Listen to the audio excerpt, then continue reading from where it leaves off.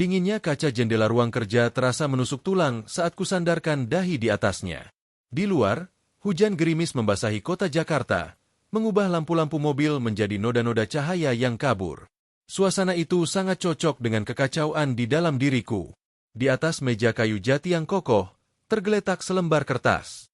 Bukan kertas sembarangan, itu adalah draft wasiatku. Masih hampir kosong. Hanya berisi kata-kata pembuka formal dan baris-baris kosong yang menunggu untuk diisi nama-nama orang yang kukira akan mewarisi hidupku. Namun, malam ini, baris-baris kosong itu bagai menatapku dengan ejekan. 15 tahun. Itulah lama waktu yang telah kuhabiskan untuk membangun segalanya dari nol.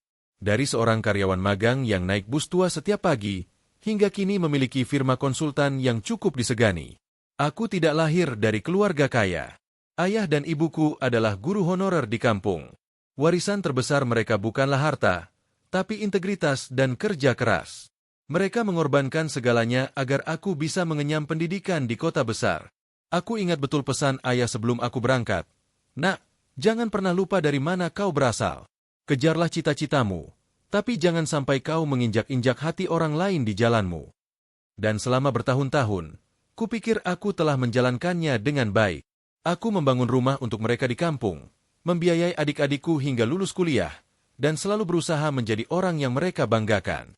Tapi ternyata, kesuksesan seringkali membawa serta tamu tak diundang, rasa iri dan tuntutan yang tak pernah habis. Semuanya berubah drastis setahun terakhir, sejak perusahaan aku benar-benar menancapkan taringnya dan kekayaanku melambung. Itu seperti membuka kotak Pandora. Telepon dari keluarga yang dulu hanya sekadar menanyakan kabar, berubah menjadi daftar permintaan. Kak, tolong biayain kuliah S2 anakku, kan sekarang lagi susah cari kerja. Itu dari tanteku. Bang, aku butuh modal buka usaha, 500 juta dulu, gampang kan buat kamu? Itu sepupu yang bahkan jarang mengucapkan selamat ulang tahun. Awalnya, aku mengiyakan dengan senang hati. Bagaimanapun, ini adalah caraku membalas budi. Tapi rasanya seperti menuang air ke dalam ember bocor. Semakin kau isi, semakin banyak yang mereka minta, dan mereka tak pernah puas. Puncaknya adalah saat ulang tahun ibuku yang ke-60, 3 bulan yang lalu. Kami mengadakan acara sederhana di rumah orang tuaku di kampung. Seharusnya itu menjadi momen yang bahagia. Tapi yang kudapat justru adalah pengalaman yang membuatku merasa seperti sedang diadili. Aku duduk di kursi makan, dikelilingi oleh wajah-wajah yang seharusnya familiar, tapi terasa asing. Mereka tersenyum, tapi matanya menghitung. Mereka bertanya, tapi pertanyaannya penuh dengan kalkulasi. Wah, mobil barunya bagus, ya? Pasti harganya selangit, kata seorang pamanku, suaranya beriak. Kapan giliran rumah saya yang dibangun ulang? Atau kamu malu punya paman yang rumahnya reot? Aku mencoba tertawa, menepisnya sebagai lelucon. Tapi lelucon itu diulang-ulang, dengan variasi yang berbeda. Sepupuku yang meminjam uang untuk usahanya yang gagal, malah menyindir. Mungkin karena bantuannya kurang besar, jadi rezekinya mentok. Yang paling menyakitkan adalah adik kandungku sendiri, Rina, yang kuliahnya kubayari hingga menjadi seorang apoteker. Saat aku menolak untuk membiayai liburan keluarganya ke Eropa dengan alasan bahwa uang itu lebih baik ditabung untuk pendidikan anaknya, dia mendesis pelan. Dulu waktu masih miskin, kakak janji akan selalu bantu keluarga. Sekarang sukses, kok jadi pelit? Jangan-jangan sudah lupa jasa kami yang selalu mendukung dulu. Kata, pelit, dan lupa jasa, itu seperti pisau yang memutar-mutar luka di dalam dadaku. Mendukung? Aku yang membiayai semua kebutuhan mereka setelah ayah meninggal. Aku yang menjamin hidup mereka. Tapi di mata mereka, aku hanyalah mesin ATM yang tiba-tiba mogok berfungsi. Malam itu, di kamar lamaku yang dindingnya masih dipenuhi poster band lawas, aku menangis untuk pertama kalinya sejak dewasa. Bukan karena lelah bekerja, tapi karena merasa sangat sendiri. Aku merasa seperti pohon besar yang rindang, yang dinaiki banyak orang untuk memetik buahnya, tapi tak seorang pun yang peduli dengan akarnya yang sudah mulai terkikis. Kembali ke Jakarta, kehidupanku berjalan dengan rutinitas yang hampa. Kantor, meeting, klien, lalu pulang ke apartemen mewah yang sunyi.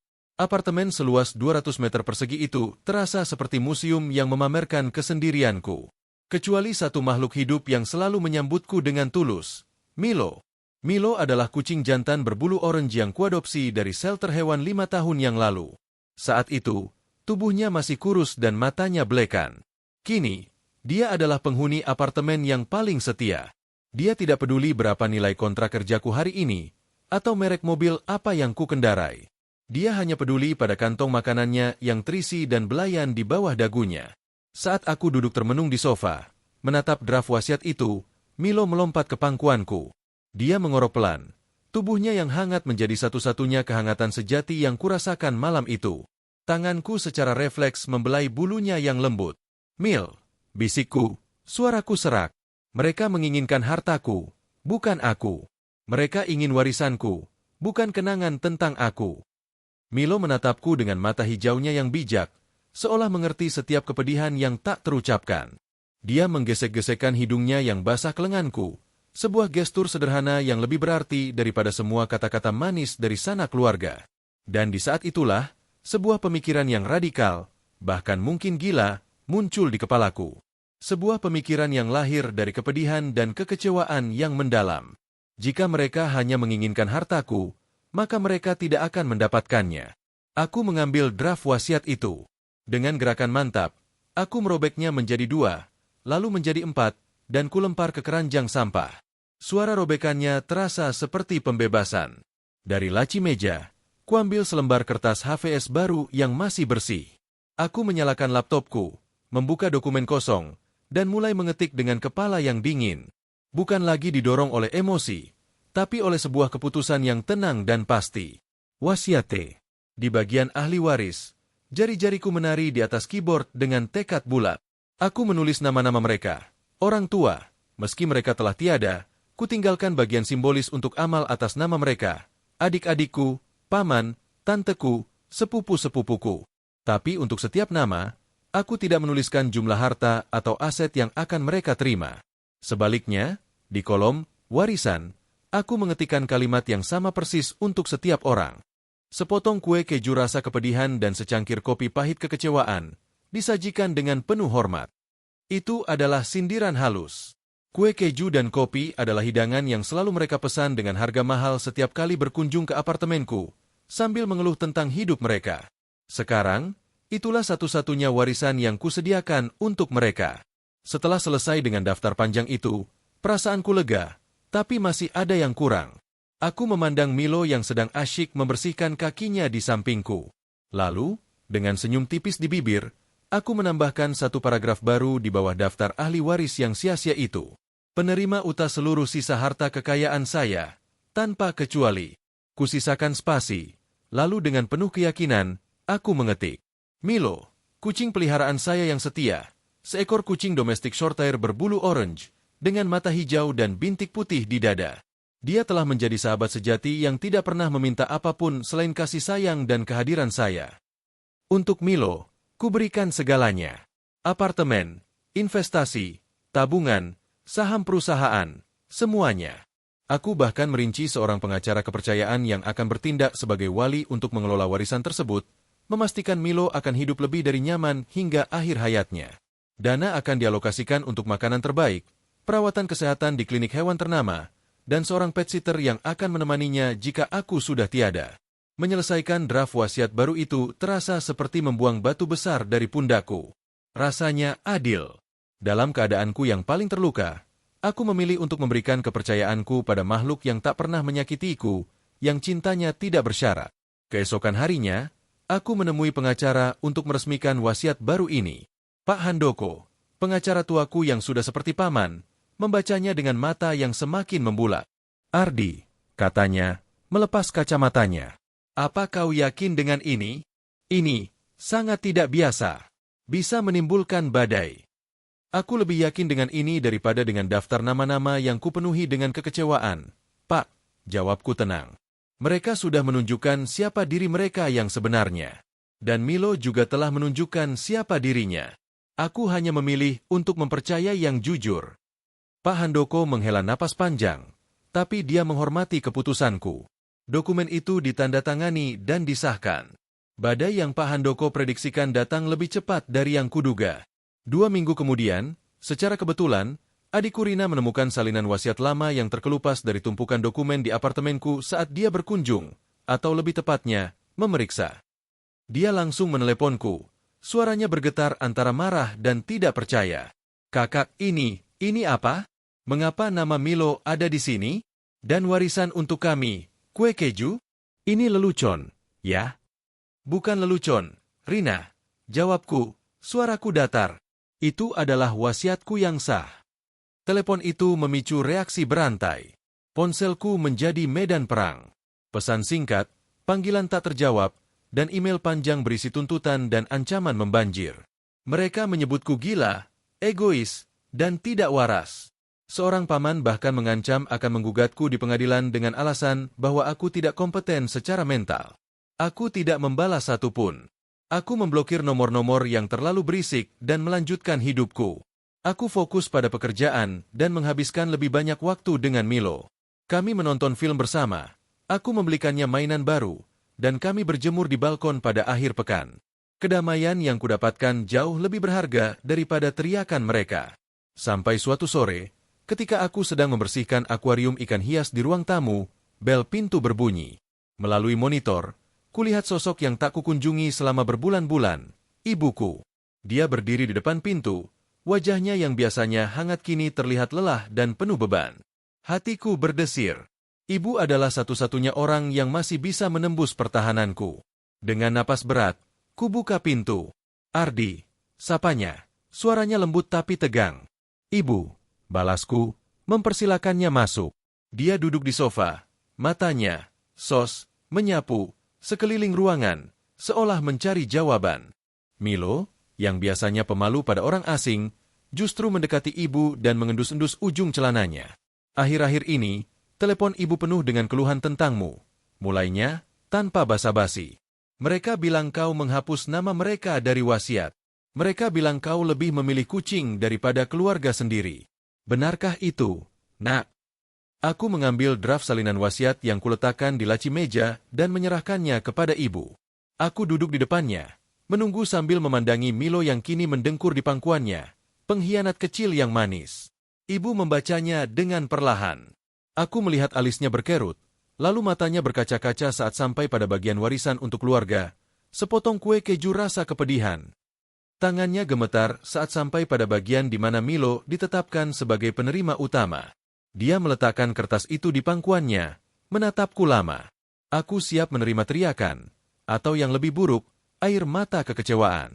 Tapi yang kulakukan justru membuatku terpana. Ibu mengangkat wajahnya, dan di sudut matanya, ada senyum kecil yang getir. Kue keju dan kopi, ya? Katanya, suaranya bergetar. Mereka memang pantas mendapatkannya. Aku terdiam, tidak menyangka reaksinya. Ibu tidak membela mereka, Ardi. Lanjutnya, suaranya lebih tegas. Ibu tahu bagaimana mereka memperlakukanmu. Ibu dengar setiap keluhan dan tuntutan mereka padamu. Ibu tidak tahu itu sudah separah ini. Dia memandiku, matanya penuh penyesalan. Ibu menyesal, Nak. Ibu menyesal membesarkanmu dengan nilai-nilai keluarga. Tapi ibu lupa mengajarkan mereka untuk tidak memanfaatkan keluarga mereka sendiri. Sekarang, justru mataku yang berkaca-kaca. Pengakuan ibu itu seperti mengobati luka yang selama ini terbuka. Tapi, Nak, ibu melanjutnya, membelai kepala Milo dengan lembut. Apakah ini caranya? Mewarisi semua hartamu pada seekor kucing? Ibu mengerti kekecewaanmu. Tapi, apa kau tidak keberatan? Apa kau yakin ini bukan keputusan yang diambil karena amarah? Aku menarik napas dalam. Ibu, ini bukan tentang amarah lagi. Ini tentang keadilan dan pengakuan. Milo tidak pernah menyakitiku. Dia tidak pernah memintaku untuk menjadi orang lain. Dia mencintaiku apa adanya. Dalam dunia yang penuh dengan transaksi dan kepalsuan, dia adalah kejujuran. Dan ibu, kataku, menatapnya langsung. Bukankah warisan seharusnya diberikan kepada mereka yang kita cintai dan percayai? Aku mencintaimu, ibu, dan aku tahu ibu tidak seperti mereka. Tapi untuk mereka yang mereka cintai adalah hartaku, bukan aku. Jadi, biarlah harta itu pergi kepada satu-satunya makhluk yang mencintaiku, bukan pada hartaku. Ibu terdiam lama. Dia memandangku, lalu memandang Milo yang menatapnya balik dengan polos. Akhirnya, dia menghela napas, sebuah helaan yang sepertinya mengangkat beban bertahun-tahun.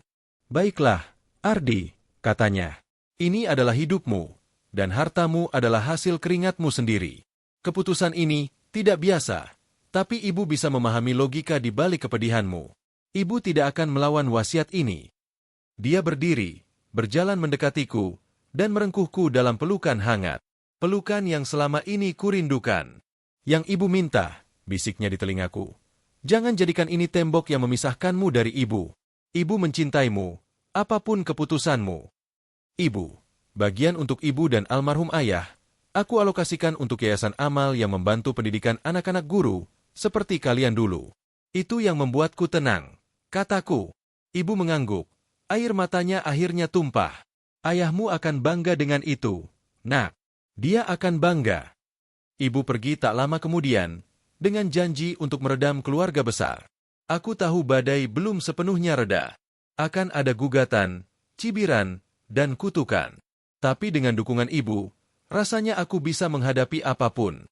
Kulepaskan Milo yang sedang asyik bermain dengan tirai jendela. Kudukung dia dan kami berdiri bersama menghadap jendela. Hujan sudah berhenti. Kota Jakarta bersinar di bawah langit malam yang jernih, seolah dicuci bersih. Wasiatku mungkin dianggap gila oleh banyak orang. Sebuah tindakan pembalasan yang kekanak-kanakan. Tapi bagiku, itu adalah pernyataan kebebasan. Aku mengambil kembali kendali atas hidup dan hartaku. Aku memilih untuk mendefinisikan kembali arti, keluarga, dan warisan. Warisan bukan hanya tentang harta benda. Warisan adalah tentang cinta, kepercayaan, dan pengakuan.